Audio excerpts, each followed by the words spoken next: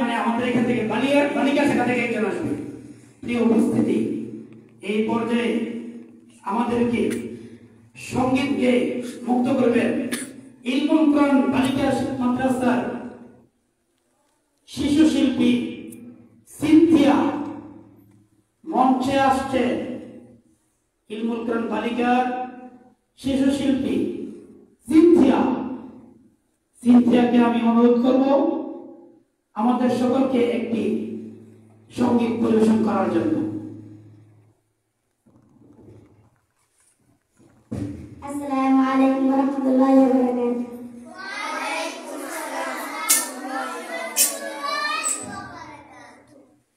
তুমি যখন জাগো ফজর হলে, আমাকে মা কেন না জাগা?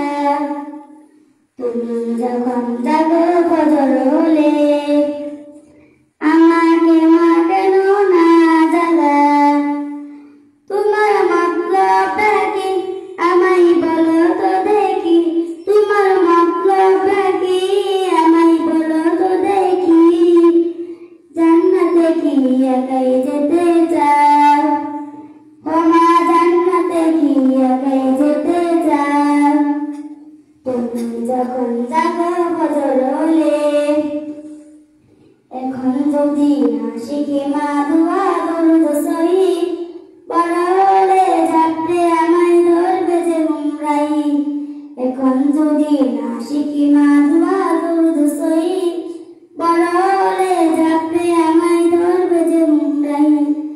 বসিয়ে তোমায় যাই নামাজে, বসিয়ে তোমায় যাই নামাজে, নামাজ আমি কেমন না শিখাও? তোমার মতলবটা কি আমায় বলো তো দেখি, তোমার মতলবটা কি আমায় বলো তো দেখি। জান্নাতে কি একাই যেতে চাও? ও মা জান্নাতে কি একাই যেতে চাও? তুমি যখন জাগো ফজর হলে, এবার তুমি বলো সেদিন কেমনি পাবো পার? কোরআন হাদিস না শিখলে হব গুনাহগার। এবার তুমি বলো সেদিন কেমনি পাবো পার? কোরআন হাদিস না শিখলে হব গুনাহগার। বলছি মা গো তাই তোমার পাশে ডেকে, বলছি মা গো তাই তোমার পাশে ডেকে, আমায় তুমি সব শিখিয়ে দাও। তোমার মতলবটা কি আমায় বলো তো দেখি, তোমার মতলবটা কি আমায় বলো তো দেখি। জান্নাতে কি একাই যেতে চাও?